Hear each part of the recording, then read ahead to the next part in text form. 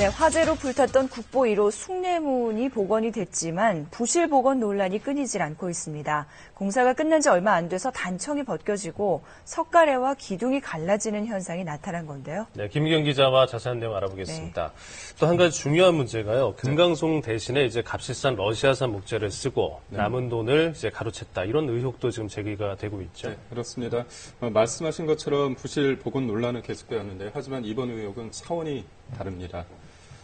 목조 건축물인 숭례문 복원의 가장 중요한 재료인 목재가 바꿔치기 됐다는 건데요. 2008년 겨울 우리들은 국보 1호 숭례문이 화마에 불타 무너지는 상황을 그대로 지켜볼 수밖에 없었습니다. 그런데 수년에 걸친 복원 작업을 거쳤어도 우리는 숭례문 앞에서 여전히 미안한 감정을 지울 수 없게 됐는데요. 끊이질 않은 숭례문 부실 복원 논란 집중 취재했습니다.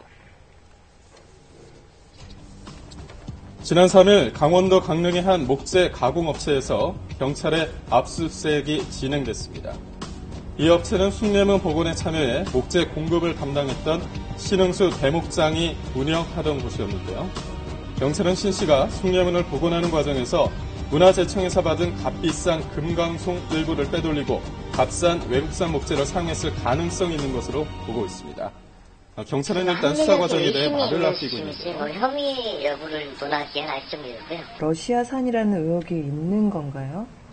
아닙니다. 러시아산인지 뭔지 그런 것도 아니고요. 이날 경찰이 압수수색한 곳은 신 씨의 목재 가공업체와 경복궁 내 사무실 등 모두 6곳.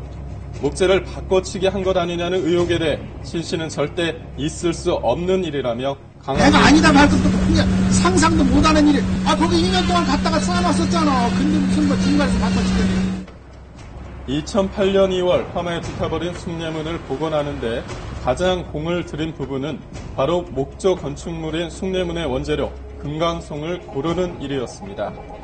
당시 내노라 하는 우리나라 고건축 전문가들이 함께 현지 답사를 다니며 숭례문 복원에 쓰일 금강송을 고른 것으로 알려졌는데요. 숭례문 전국적으로 이렇게 기부한 목재에 대해서 저희도 벌목을 하러 다녔거든요. 대목장님 3분이 다 다니셨어요. 저희도 뭐 동화도 갔다 왔는데. 결국 문화재청은 강원도 삼척 중경묘 일대 30m 높이의 금강송 12그루를 숭례문 복원용 광급 목재로 총책임자인 신 씨에게 제공하게 됩니다. 국보 1호를 복원할 나무인 만큼 벌목 현장부터 운송까지 세간의 관심은 무척 컸는데요.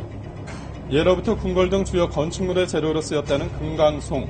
도대체 어떤 나무일까요? 금강산에서부터 태백산맥을 따라 쭉 강원도 경북 북부지방까지에 분포하는 수관이 곱고 그리고 수피가 붉고 수행이 좋은 나무를 통칭해서 금강형 소나무라고 이야기를 합니다.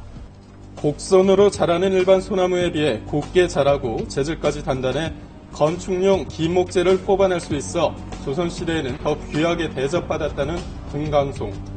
지금도 관상용이 아닌 건축용 소나무로는 최고의 몸값을 자랑합니다. 한 그루당 5천만 원 선, 일부에서는 부르는 게 값이라는 얘기도 나옵니다. 그런 나무는 그냥 부르는 게 흑정 가격이지 흑정 가격, 공정 가격이 없어요. 굵고 길수록 비싸요. 부르는 게 나대요. 그런데 숭례문 복원의 금강송 대신 값싸고 품질도 낮은 러시아산 소나무가 쓰였다는 의혹이 터진 겁니다. 문화재청은 발칵 뒤집히고 말았는데요. 한다고 있잖아요. 지금 수십 년 와 있어요. 영상수사도 있고 용식은 어려움이 좀 큽니다. 숭례문에 어떤 문제가 있기에 목재에 대한 의혹까지 나온 걸까요? 숭례문을 찾아가 봤습니다. 하지만 관계자는 숭례문을 단단히 빗장을 걸어둔 채 외부인의 접근을 막고 있습니다. 저희 차량 안 되는 걸로 알고 있는데 저희를 통해서 차대로 만들 수밖에 없어요. 5년 3개월 만에 복원을 끝난 숭례문. 하지만 반년도 안 돼 부실 복원의 흔적은 하나둘 모습을 드러내고 있습니다. 그렇다면 이미 건축물의 재료로 사용돼 단청까지 입은 목재의 원산지를 알아내는 건 가능할까요? 5년 전 벌목대, 건조 등 가공 과정을 거치고 숭례문으로 지어진 목재, 단청색까지 칠해진 목재는 한눈에 봐도 어떤 나무인지조차 알기 어렵습니다. 진짜 금강송인지 러시아산 소나무인지 잘린 나무만 놓고 보면 육안으로 구별할 수 없다는 것이 업계 입장인데요. 러시아산 소나무 구조적성은 이렇게 보시는 바와 같이 세포 형태나 구성세포의 종류가 똑같습니다. 그렇기 때문에 더 이상 현미경을 보더라도 구분이 되지 않습니다.